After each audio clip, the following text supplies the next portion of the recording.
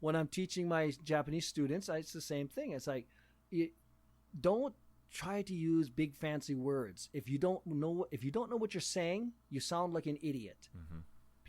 People listening to you are going in their mind thinking, "What a moron! He doesn't even know what he's saying." You don't use that word here. You don't say it like that just because you want to sound like, "Oh, I can speak very proper English and I will use every word possible in my language just to communicate my message to you."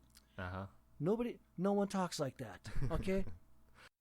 You go to Australia, you go to New Zealand, Canada, any English-speaking nation, they do not speak like this. It's short and simple. Yep. They don't say, like the Japanese when they go to school. My children, they're in Japanese schools. They speak English, but they have to study it in the schools as well. Mm-hmm. And the way they're taught is, "Hello, my name is Joshua. It's nice to meet you. How are you? What is your name?" Yeah. And I'm like, nobody talks like that. You're like, what language is that? Yeah, this is not English. I mean, it's English, but it's not the way Americans or Australians speak. Mm-hmm. We meet somebody for the first time and they say, "Hi, I'm Bob. You?" Exactly. It's straight and simple. 3 to 5 word responses is most conversations in the English language go from 3 to 5 words. Yeah. And I try to explain that to my students saying, listen, simple is best. The simpler, the easier, and to understand English is the most effective communication tool that you can ever have. I have to agree. Even if what you say only, represents 80% of the message you want to get across, as long as it's close and you can actually say it, that's way better than spewing out something that makes no sense to you or anyone else. Rattling on and on and on. And I mean, I have this one 69-year-old student that just does that all the time because he listens to NHK and, they teach him the old-fashioned Japanese way of learning English. And he's trying to say all these words. And I'm like, whoa, stop. What are you trying to say exactly? He's like, "Oh, I'm trying to say this." And I say, "Well, then say that." Yeah. You don't have to go into this long spiel of blah blah blah blah blah blah blah blah blah blah blah blah point. No, just say the point. Straight, simple, black and white. Just this is what you want to say, then just say it. Simple is best. It's always going to be that way when any language.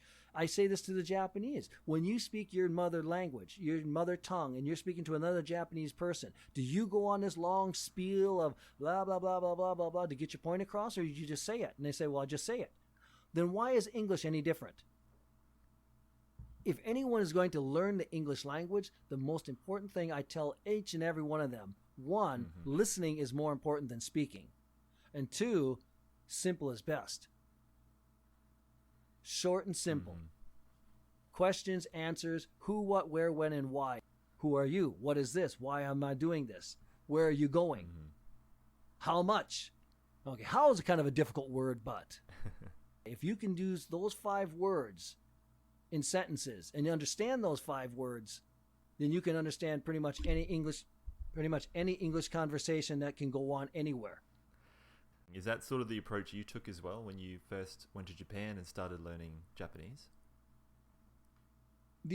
Yes, in a sense, yeah.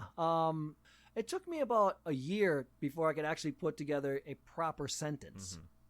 I mean, a real proper sentence. Up until then, it was always like little English, Japanese, little English, little Japanese.